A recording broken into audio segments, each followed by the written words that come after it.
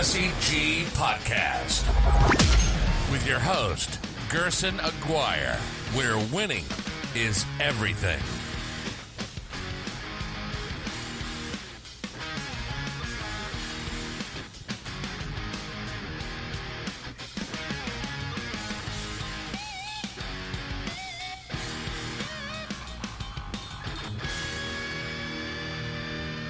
Welcome everybody back to the Fantasy G Podcast.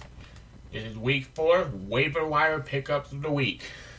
Last week was a really good week to be active on the waiver wire, so was week 1. I always tell people at the beginning of the season when you want to be active. Don't sleep on the picks. But this week, we have one specific injury that happened that's going to change the landscape of fantasy football. Maybe.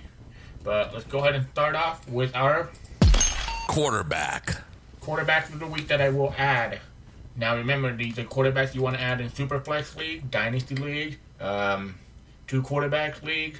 These are not quarterbacks you really want to, say that they're going to be your top quarterback. I mean, these are quarterbacks that are fill-in. So, let's start off with Daniel Jones. As we all know, Eli Manning, rest in peace. But what's best about Daniel Jones,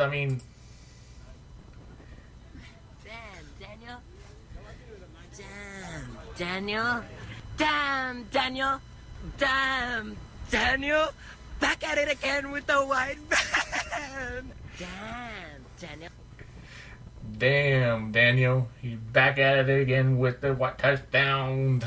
Daniel Jones, the guy went insane. And I told a lot of people to pick him up last week. I hope you guys listened to the advice and picked him up. I knew he was going to get started. I had kind of a feeling, and he got announced that he was going to be the starter for week 3. But, I think the era has started. Daniel era has started. Through 336 yards, 2 passing touchdowns, 2 rushing touchdowns, something that hasn't been done since Aaron Rodgers and Russell Wilson. Those are some of the quarterbacks that have done it. In his first career start, that's pretty crazy. Throw for 300 yards and 4 total touchdowns, and doesn't throw an interception. And the best part of it all is that he had the largest comeback from behind win in 49 years for the New York Giants. So, that's pretty crazy for me. But definitely a guy I want to add. You should spend at least $12, maybe $10. I'd be going a little. If I needed a quarterback pretty bad in Superflex League and all those leagues, I'd go higher, of course. But he's going to be a very popular choice this week, especially with the hype. If there's a Giant fan in your league, he's going to put in money for him. But damn, Daniel, back at it again. The next quarterback I want to add is Jacoby Brissett. This guy completed his first 16 passes against the Falcons last week. That was crazy. 310 yards, 2 touchdown day. He's getting better every week. We call him Jacoby Brisket, baby, because that's how he's juicy and very good games now lately. He has multiple touchdown passes in each of his first 3 games. He's getting into the season where he has a very favorable schedule, facing the Raiders, the Chiefs, and the Texans. All those defenses are among the worst in the league versus the pass. He's looking good. I'm gonna be looking to add him. You can spend about $10. I think if you're streaming for him, he's gonna be a good streamer. But we'll talk about that later. The next quarterback I want to add is Kyle Allen. If you listen to my daily fantasy advice, I was hyping this guy up, and for good reason. He's a pretty good quarterback. Overall, not a lot of people know about him, but this week he has a great matchup against the Houston Texans, which they allow 21.8 fantasy points per game to opposing quarterback. So Kyle Allen definitely going to be on my list, but overall, Cam Newton's already said that he's going to be out. So if I would drop Cam Newton, to be honest. I don't want him burning my roster spot. I don't think I just think something's wrong with his shoulders, for real. Even if he comes back, he's still going to look bad. But he has a favorable matchup against the Houston Texans. Now, let's move to the next position. Quarterback Streamers of the Week. Quarterback streamers of the week. I already talked about three of these guys. Jacoby Brissett versus the Oakland Raiders. Definitely going to stream him versus the Oakland Raiders. Raiders are horrible this year, and they're not showing any signs of like life on defense either. Next quarterback is Daniel Jones versus the Washington Redskins. Daniel Jones, I mean, damn, Daniel. Yeah, but I'm definitely going to try to get him to stream. Kyle Allen, I just mentioned him. All these three quarterbacks, I mentioned them. So Kyle Allen versus Houston, I just said that they allowed 21.8 fantasy points per game to a opposing quarterback. Those are the three guys I already mentioned. I mean, they can be your quarterback streamers or your quarterback ad, you know. Matthew Stafford versus the Kansas City Chiefs. I love this matchup with Stafford. While Kansas City Chiefs put a lot of pressure, I think Matthew Stafford has enough weapon to keep it competitive. And they're going to have to pass the ball a lot to keep up with the Kansas City Chiefs. Those are my 4 quarterback streamers of the week that I really want. But remember, don't go crazy on them. Spend smart money. For Matthew Stafford, I would drop like $6 to $7, you know. Try to get him. I mean, but overall, he's going to be just a streamer option this week. Running back. Running backs. All right, we know what happened. Saquon Barkley is out for 4 to 8 weeks. And it's looking to be leaning on the longer term of 8 weeks. Saquon Barkley ankle injury is serious. It's a high ankle sprain, and we don't know exactly the timetable, but it's looking like 8 weeks. Gallman is a running back they drafted in 2 years ago. I'm not really a big Gallman fan. Never been, never have, but that's their backup. He rushed the ball for 111 times in his career. 476 yards, 34 receptions, 48 targets, 193 yards with 1 touchdown. He has dual threat ability, but it ain't pretty, you know. He has the potential to be maybe like a running back 2, maybe running back 3, but I'm not trying to go all out for him. The only way that I'm going to go all out for him is if I have Saquon Barkley. I will put in like bid for like $30, maybe $40, you know, because I'll be desperate. You got to think about it. If you were drafting Saquon in the first round, in the first pick overall, you probably didn't get a running back till like you probably went running back, but you probably went heavy at wide receivers and all those other rounds. You don't have a backup running back, so I would put probably like $30 to $40 if I was a Saquon owner. If not, I'd probably put like $20 to $15. I'm not a big Wayne Gallman guy. I don't think his talent will match up to anything close to a high upside running back, but he can be maybe a running back 2 on a good day. Okay, the next running back I want to talk about is Darrell Williams. Everybody knows me. I've been high on Darwin Thompson, but Andy Reid just liked Darrell Williams much better. It was crazy because he saw 55% of the offensive snap. He rushed the ball for 9 times and caught 5 passes, turning it 14 total touches for 107 yards. Oh my goodness. Talk about like ruining my day, man. I wanted Darwin everywhere. And everybody knows me. I was all over Darwin Thompson in preseason. But LaShawn McCoy was back with got hurt. He retweaked his ankle. I doubt he plays if it looks serious. But Damian Williams also has the knee issue. So if Darrell Williams plays and he plays the Giant Lions, they have a pretty good run defense.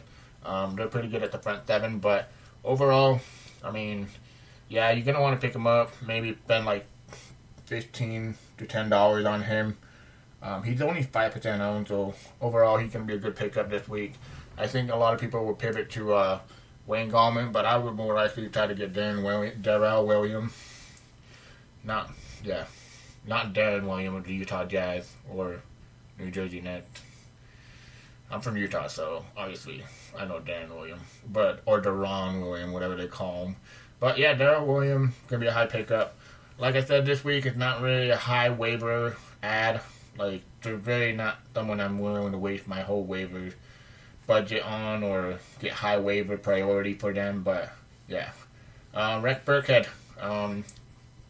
he was in the right place at the right time, right? Like, James White missed out the game, and he took the ball for 11 carries, 47 yards, and a score.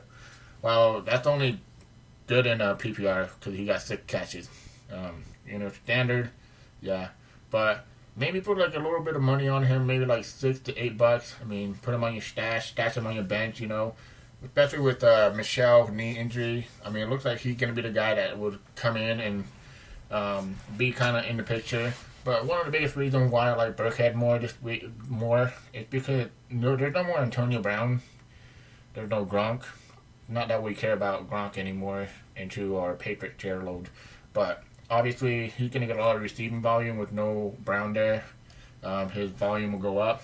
So I think he can provide some value. The next couple running backs I want to talk about, they're just running back you probably want to take a look at. If you own the, starting running back, you're definitely going to want to target them. Jamal Williams, the Green Bay Packers. Now, I'm a big Aaron Jones guy, and I was all year. And I'm kind of mad because Williams out-touched Aaron Jones 14-11, outgained Aaron Jones 86 yards to 23 yards. But it was Jones that got the call for the goal line touches. So I was happy about that. I mean, he got 2 touchdowns, and he delivered. But Matt LaFleur made it a point to the press when he talked and said that he wanted to share the workload with both of them even. But he didn't disappoint. He kind of did that. But still, I'm just glad Aaron Jones is getting the touchdown workload. But I'll keep that. Ronald Jones, again. Ronald Jones, his usage has been up and down. But I still see him in a lot of leagues. But it's the Peyton Barber show for right now. But Peyton Barber runs for 121 yards. Kind of hard to let go of him, right? But Ronald Jones, I think he might. I hate saying this. He might be the better running back. All these guys that I'm going to be talking about, I'll tell you how much fab you want to put. Tony Pollard of Dallas Cowboys. If you own Zeke, you should own Tony Pollard. No matter what. He should be your pickup. I mean, this guy, he touched the ball 10 times, and he scored. And he almost outproduced Ezekiel Elliott for fantasy points this week. So, his talent is huge, and he could be a good handcuff. I drafted Tony Pollard everywhere, and then I dropped him because I needed depth at my bench. But I'm gonna probably re-add Tony Pollard everywhere I go, everywhere he's available. Probably want to get it about, I don't know, all these running back, the last 3 running back, Jamal Williams, Ronald Jones, Tony Pollard. If you're in a situation where you need a running back security in case your running back goes down, I'd probably drop like $8 to $1, but depends how much your fab is. Now, a guy that really interests me a lot now is Alexander Madison. Dalvin Cook's doing amazing, but knock on wood if you're with me. If he gets hurt, yeah, Madison's value is going to be one of the best handcuffed running backs of the league. They're running the ball a lot. Cook Cousins only threw 20 passes, so the coaching staff is kind of just keeping the running game as the priority for the Vikings. I would probably spend $3 to $5. I doubt anybody wants Madison. I doubt he's available too because everybody that owns Dalvin Cook probably already has him. But if he's available, pick him up. Wide receiver. Wide receiver was kind of ugly this week. There's two guys that I'm probably really interested in. Number one guy that is on my radar is Golden Tate. I'm gonna try to add him everywhere if he's available. He's coming close. He's still serving his 4-game suspension, but week 4 is his final week. I'm gonna try to get him everywhere. I mean, in most of my leagues, he's already picked up because I play with some smart people. You guys' league, you probably play with some people that dropped him. But Golden Tate with Daniel Jones, damn Daniel, his value gone up. So adding a receiver Tate to Daniel Jones, that's gonna help him out a lot. But he's probably my number one priority for waiver wire right now. If I had the third or fourth or fifth or sixth and so on, I would try to pick up Golden Tate Next guy that I really think gonna get helped a lot is Philip Dorsett, guys. This guy caught 6 of his 7 targets for 53 yards, and scoring a Patriots win over the Jets. And somehow, this is in his first big game with Tom Brady when he gets usage. Tom Brady likes him a lot, and they traded for him. He used to play for the Colts, but I think I really like Philip Dorsett this week. I'm gonna try to spend like $8 to $6 on him. Maybe I might go $15 to $10 actually, but he can be high on my priority. Definitely want him if he's available. I'm gonna try to get him to get some depth and whatnot on my bench. Now the next 2 guys, okay, Deontay Johnson and James Washington. I touted James Washington last week, and Deontay Johnson went off. Dante Moncrief is done. Like, he was inactive. He's no longer on the field. It's about damn time. I mean, Butterfingers, like, should sponsor him for, like, they legit should sponsor him. For that's how bad he is at passing, like, the ball and, catching the ball. He was just horrible. But these 2 wide receivers I want to keep on my radar. I mean, it looks like the Pittsburgh Steelers defense is allowing a lot of points. I mean, they did good against San Francisco, but I can't see Steelers playing from ahead. I mean, they're gonna be passing the ball a lot, but Deontay Johnson, with nearly 47% going, the ball was going his way. The Pittsburgh Steelers are still in transition, so we don't know exactly how it's gonna go. But James Washington, I mean, he was targeted 4 times, catching 2 for 14 yards. I mean, he did draw a deep pass interference, so he was getting targeted. But overall, these 2 guys are like bench stashes, you know. You got to be in a deeper league for all these guys that I'm talking about. Cole Beasley, Cole Beasley raps. I don't know if you guys know this, but go check out his freestyles, man. Go check out his music. It's pretty badass. He hasn't found the end zone, but he's emerging into a safety blanket for Josh Allen. Coming off a week where he had 8 balls for 48 yards. Through 3 weeks, Beasley has seen 23 targets. That's 22% target share. Catching 17 for 171 yards. Trust me, eventually he's going to pay off for a touchdown. But until that happens, he's only a PPR format guy.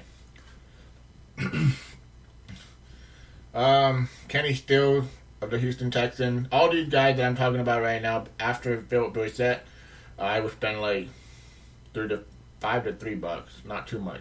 Kenny Stills, Houston Texan. You know, this guy, he got 6 targets for 4 catches, 89 yards, but I watched that game and he looked good. Sometimes you need kind of like a new team, new adjustment and everything.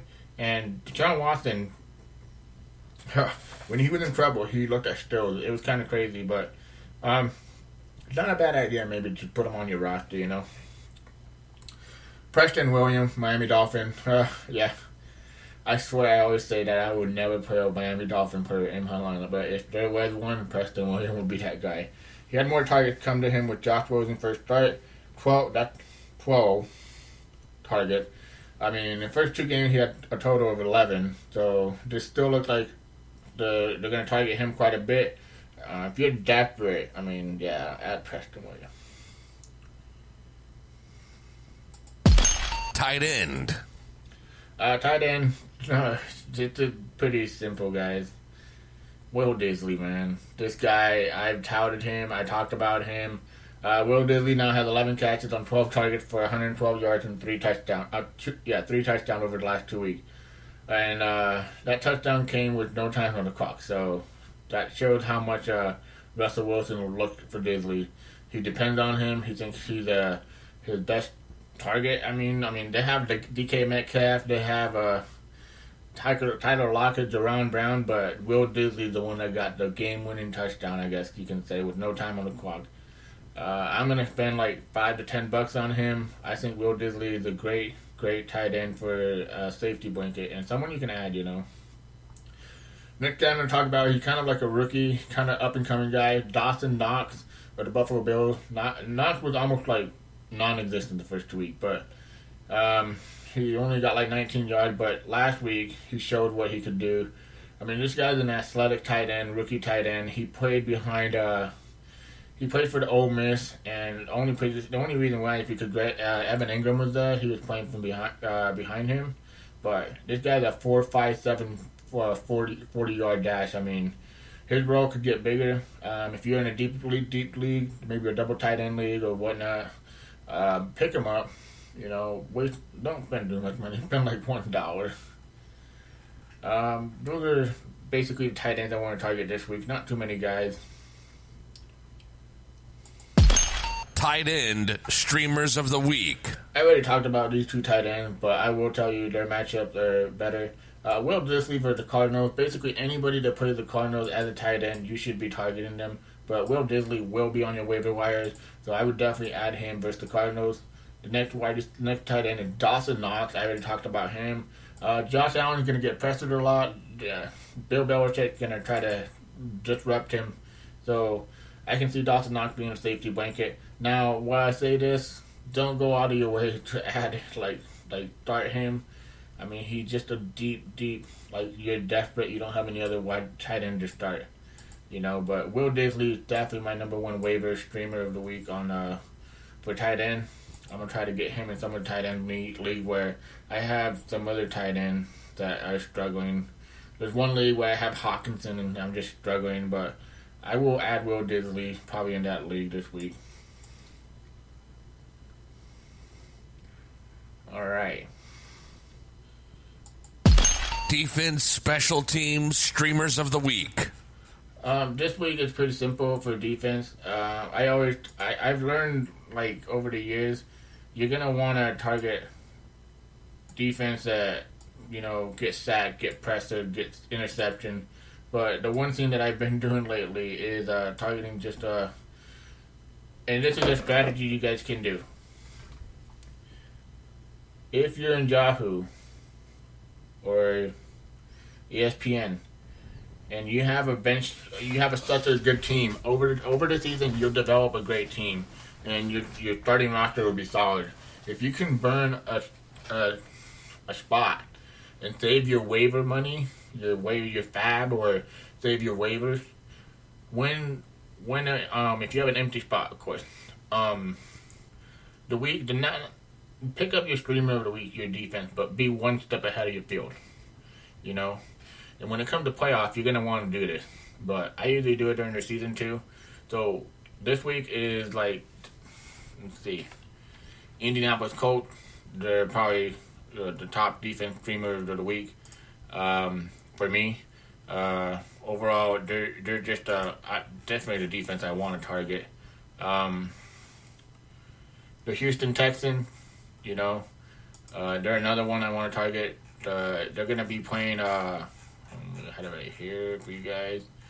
The Carolina Panthers. Kyle Allen is prone to make mistakes, on the road, it could happen.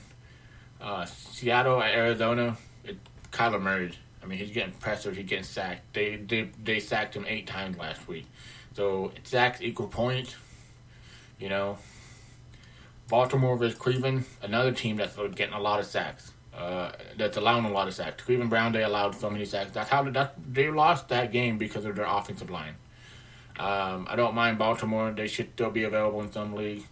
After that, you can play Carolina versus Houston. Don't love it. Pittsburgh versus Cincinnati. Don't love it. But I think those 4 defense, I'm going to try to put in the waiver wire for, I think, definitely Indiana is worth it. They'll get back their middle linebacker. He should be okay. But yeah, those are the defensive streamers of the week. Again, I think that's going to wrap it up. This was a good week. Again, not a lot of guys that I really want to go out of my way for. I think, like I said, it's a pretty weak week for waiver wire. I mean, there's a lot of players that could be on your spot. I mean, if there's players that recently been dropped, like Miko Hardman, Philip Dorsett, Golden Tate, Marcus Valdez-Scantling. I mean, there's a lot of guys that, even keep an eye on other wide receivers like Dante Pettis, But one thing I wanted to mention I forgot to mention is T.Y. Hilton. he's questionable. Paris Campbell is going to be a good ad. I would probably add him for like $6 to $7. If you have T.Y. Hilton. If not, you can still put an ad for him. He's a stud. But overall, I think T.Y. Hilton, if he's out, you're going to want to have Paris Campbell everywhere. Running backs, I think I touched on all of them. But again, I'm still, it's just like I tell people, Wayne Gallman to me, top waiver wire, but I'm not going to go all out for him. Tight end, Will Disley. Again, keep an eye on Chris Herndon. If he's on your free agent, you might want to pick him up if you can burn a roster spot. But he come back week 6. Okay, guys. Well, that'll do it for this week. I really hope you guys enjoyed this. We will see you guys next week on week 5 waiver wire pickup of the week. Again, we're winning everything. I am your host, Fantasy G. Peace.